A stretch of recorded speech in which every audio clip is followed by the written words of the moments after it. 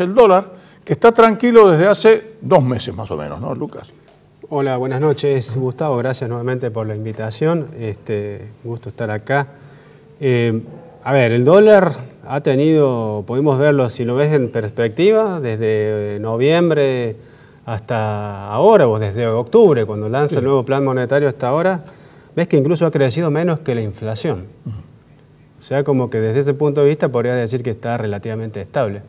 El punto es que, sobre todo a partir de marzo, y un poco con el aumento, el incremento de esta incertidumbre política a medida que nos acercamos a las elecciones, y con la definición de encuestas, candidatos, etc., el mes de marzo y sobre todo el mes de abril ha tenido movimientos muy volátiles, saltos bastante muy bruscos, y si incluso lo ves ya, acotás la mirada, decir, bueno, ¿qué ha pasado con el dólar desde marzo hasta la cuarta semana de abril? Había tenido un crecimiento importante, y de hecho ese puede haber sido el determinante, entre otros, de que en marzo tuviste una inflación que llegó a un... Sí, 4,7%, claro. Exactamente. Entonces, como te digo, o sea, si lo ves desde la mirada, desde los últimos 6 meses, ves cierta estabilidad, pero el tema es que en los últimos meses ha habido mucha volatilidad, y eso tiene mucho que ver, y sobre todo después, de acuerdo al 17 de abril, que sale el resultado de esta encuesta Isonomía, que le hizo un mal al país terrible, porque estuvo muy mal hecha. Lo reconocieron después los mismos encuestadores, ¿no? Porque había, es decir, se daba, por cierto, una encuesta que tenía un 68% de indecisos. Sí, además, el método, no era el único método que vale realmente, y hasta por allí nomás, es el presencial. Que yo sé a quién le estoy preguntando. Estoy preguntando a Lucas Navarro, que tiene una edad de 38 años, es decir, y sé en qué trabaja, es decir, que son los datos esenciales. Y después estoy hablando con doña Rosa, en barrio Villa El Libertador. Pero no, cuando lo hacemos por internet o lo hacemos por llamada telefónica, y esa encuesta le costó miles de millones de dólares. Fue un costo alto. A ver, pensá que esa semana fue una semana bien rara, porque 2 días antes, que fue el lunes 15, el Central todavía estaba con estas bandas de no intervención, y había congelado la banda. Ese mismo miércoles 17 se anuncia este acuerdo de precios, este plan, digamos, de precios esenciales, que yo te diría que lo más destacable de ese anuncio fue que se congelaban las tarifas en el invierno. Pero yo creo que es lo que más podemos resaltar, digamos, de ese anuncio. Pero cuando está ese anuncio, también había una interpretación de que la inflación se le estaba yendo de las manos. O al menos esa fue la interpretación de muchos de los medios. Y eso, combinado con este resultado de la encuesta, que daba una diferencia de 9 puntos en un balotaje a favor de Cristina, bueno, pasado la Semana Santa, el lunes siguiente determinó que en esa semana nomás, si mal no recuerdo, el dólar pasa de 43 a 47 en una semana. Entonces, bueno, ahí de nuevo aparece la preocupación, estos movimientos bruscos, esta volatilidad del tipo de cambio genera incertidumbre. Hoy teníamos reuniones con empresarios de la bolsa, y de primera mano nos decían cómo la demanda en sectores bien importantes en Córdoba y el interés, por ejemplo, de compra de bienes durables o de compras en el sector inmobiliario depende mucho de la volatilidad del tipo de cambio. Seguro. Y que las semanas que el tipo de cambio se mueve mucho no va nadie. Y las semanas en donde el dólar está estable comienzan a ser semanas donde tiene más gente acercándose a averiguar al menos, digamos, que los precios, de cotizar precios. Eso es lo que pasa en un país que no tiene moneda, como es el nuestro. Y bueno, sí, lamentablemente nosotros acumulamos, te diría, décadas de pérdida de confianza en nuestra moneda, y esto tiene que ver con las políticas monetarias que ha estado llevando el Banco Central históricamente. Y digamos, es el diagnóstico con el cual, digamos, arranca el plan monetario que lanza en comienzos de octubre. Claro, que para colmo decir que no van a emitir un solo peso, nadie le creía. Bueno, y apuntaban a eso, apuntan a reconstruir esa credibilidad, a recuperar la confianza en el peso. Es una política muy ortodoxa esta de restringir la cantidad de dinero. Fíjate que esto pasa en un escenario en donde veníamos de una devaluación o una depreciación de la moneda muy fuerte. Sí, fruto de que la cosecha del 2018 fue muy mala, de que el escenario internacional cambió drásticamente, se cortó el financiamiento a Argentina. A eso entonces ya subieron las tasas de interés eso te hizo una depreciación fuerte, aumento de inflación.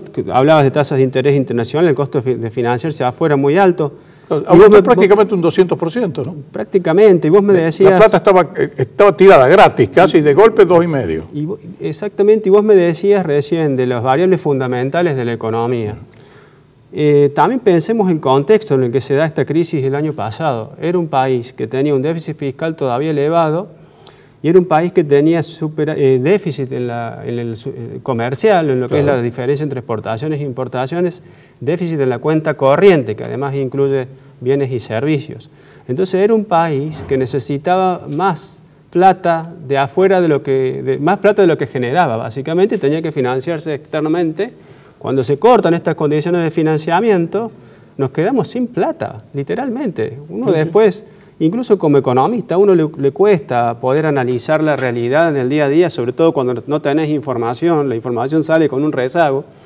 Pero pensá que estuvimos en una situación... Y eso de que ahora hay información, ¿no? Y eso que tenés información más confiable. Ahora le pasa que tiene un retraso, pero pensá que estuvimos en una situación muy delicada y ante esa falta de dinero, haya ocurrido por lo que haya sido, algunos dicen, bueno, el ajuste fiscal se demoró, entonces ese es el resultado de haberse endeudado demasiado, que el gradualismo fracasó. Dejemos eso de lado, pero el tema es que no tenías un peso, eso fue lo que te obligó básicamente a ir al fondo.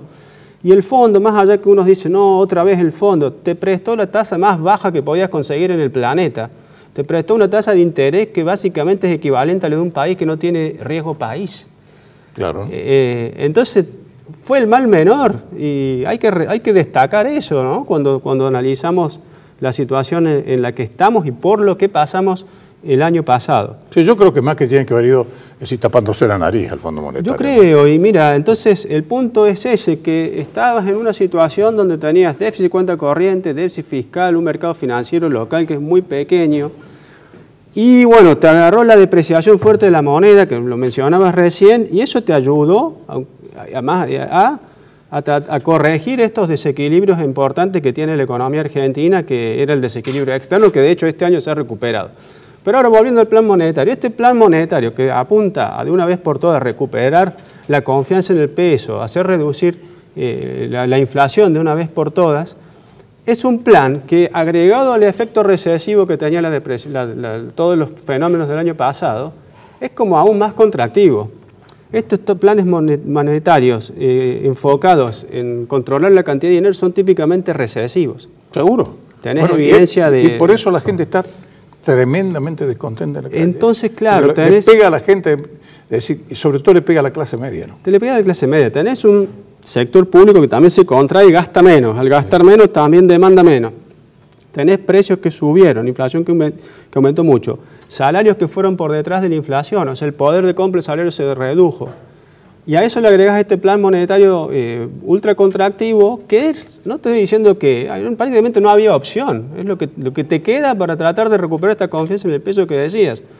A su vez, para poder, digamos, mantener una demanda de pesos mínimos, las tasas de interés están elevadísimas, pero eso también te encarece el crédito.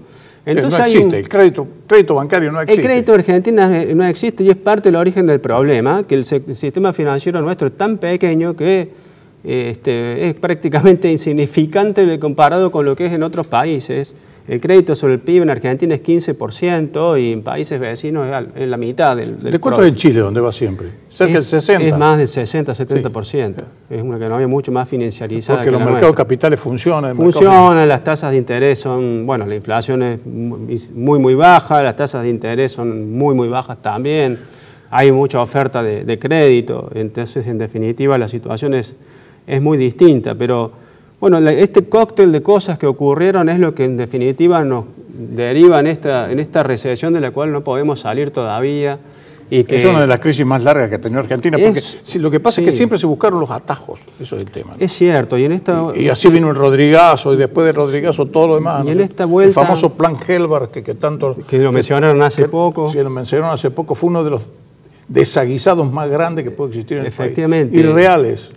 Esto, o sea, dejemos de lado toda la discusión del escenario político para el 2019. Si dejás eso de lado, esto es un plan que en condiciones normales debiera funcionar tarde o temprano.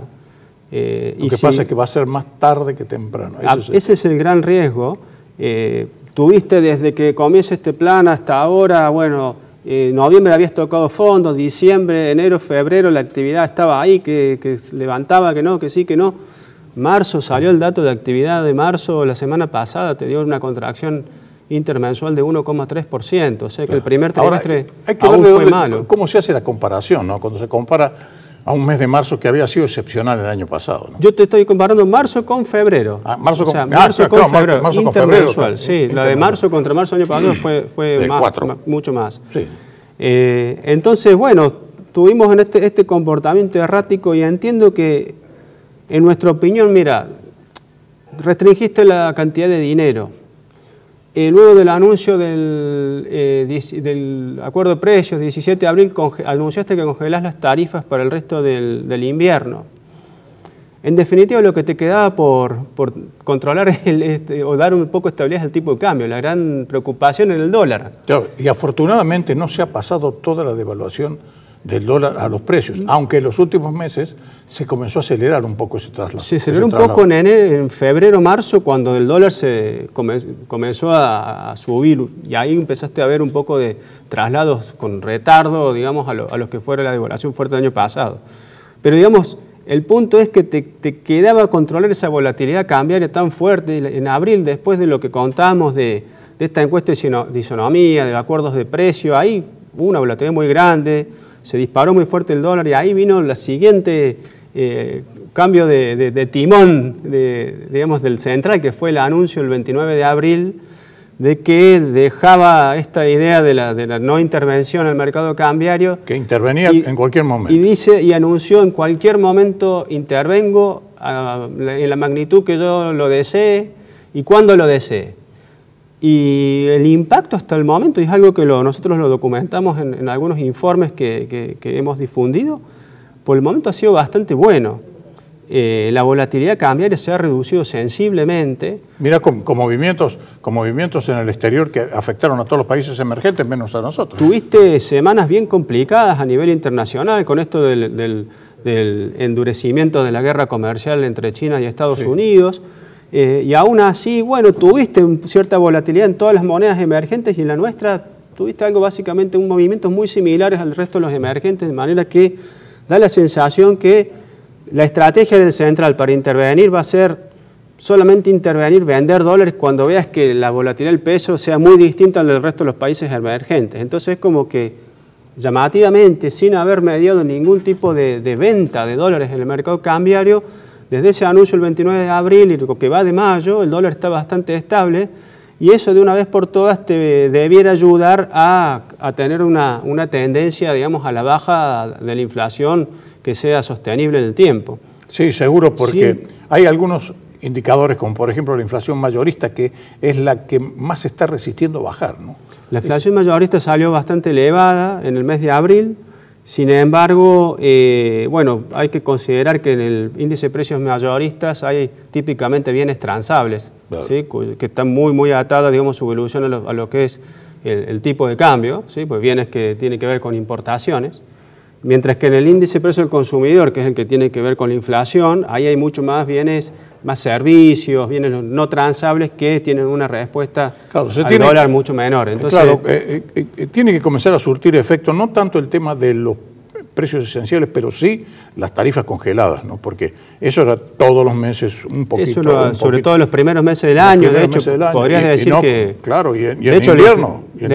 Y de hecho la inflación de enero, que se te disparó por encima de lo que esperaban los mercados, en gran medida se vio disparada por este ajuste de tarifa que estaba estipulado porque es parte de la otra cara de la moneda, que es resolver el problema del déficit fiscal de la Argentina. Entonces tenés que reducir subsidios para poder bajar el gasto y así poder encaminar... Lo que pasa es que todo eso pega en el bolsillo de la gente, ¿no? El problema es ese, que al final y al cabo, digamos, todo golpea en la gente, en el poder de compra de los asalariados, y en un contexto donde todas estas variables te juegan en contra, bueno, el impacto en el consumo es evidente y ves que, digamos, todavía el consumo viene como con un desempeño muy débil.